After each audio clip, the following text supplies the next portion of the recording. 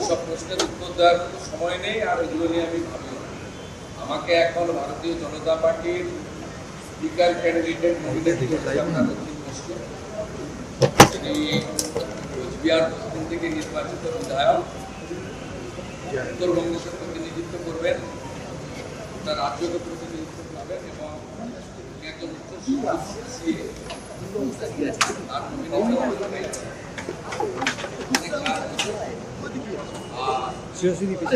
আমাদের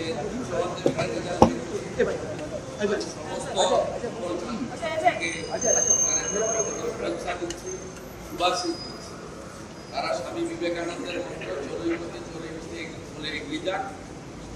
এবং আমি সংশ্লিষ্ট দপ্তরকে বলেছি যে অন্তত প্রথম, দ্বিতীয়, তৃতীয় সকল ছাত্রছাত্রীর সঙ্গে আমাকে কথা বলিয়ে দিব। সংশ্লিষ্ট এনজিওরা তাদের বাড়িতে যাচ্ছে, রাজ্য সরকারের পক্ষ থেকে শুভেচ্ছা পরিবর্তন দিতে।